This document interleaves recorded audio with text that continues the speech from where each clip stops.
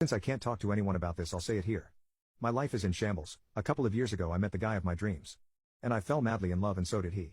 We had it all, good jobs, future plans, we were in the middle of buying our first home. And we are both under 25, life was amazing to say the least. But everything changed in one night. I had gotten very sick and was in and out of the hospital.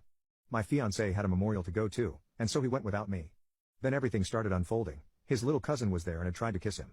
And then when he excused himself to the bathroom, she bursted in and saw him sitting on the toilet talking to me. She made me feel weird because of this, and he tried to find a way home, but being late and living in the country he couldn't get an Uber. He had been drinking and I was still sick and not comfortable driving. Boy, do I regret that. We both went to bed around 3 a.m. and fell asleep on FaceTime. When he woke up in the morning, his little cousin and her friend had climbed into the bed to sleep. My fiancé doesn't pay much attention and just leaves because his boss had an emergency and called him in at around 5 a.m. So he leaves, and all of a sudden the little cousin starts telling everyone that my fiancé touched her. She waits about a week and filed a police report stating that my fiancé ed her and touched her best friend that night. My fiancé is in shambles now because every lawyer wanted $25,000 to defend him. There was another witness who was at this house all night long and sided with my fiancé that nothing happened. But without questioning any other witnesses at that house, he was arrested.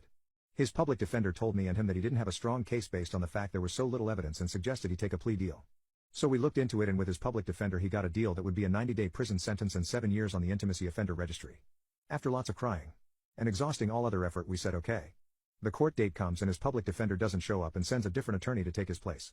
The judge and prosecutor sentence him to 2 to 10 years and a lifetime on the intimacy offender registry. I felt numb. The man who stole my heart, treated my siblings like family, and who was just a big kid himself. His life is now over, and I don't even know what to do. I feel awful and I feel like my life is over. Everyone who knew him knew he was sweet and has given so much to others, just had his life ruined by his own family. I am angry at myself, his family, and the legal system. Everything in me is telling me I need to do something, but I am helpless. I know for a fact that he didn't do anything except be too naive. I wish I could go back to that night and tell him to drive home, or that I should have gotten him. I'm angry that something so bad happened to such a good man, and most of all I feel like I let it happen. It's been 2 weeks without him and I can't eat or sleep knowing that those 2 girls ruined his life for what seems like nothing. And that they had seemingly planned this out. Even if this did happen, both of these girls' parents knew about what these girls were saying the day it happened, but both parents waited a week before taking their daughters to make a police report. These girls went to school the day after the supposed incident and started talking about how much money they were going to get from the state. I guess I'm just writing this to get this off my chest because I feel like I've been let down and I feel lost.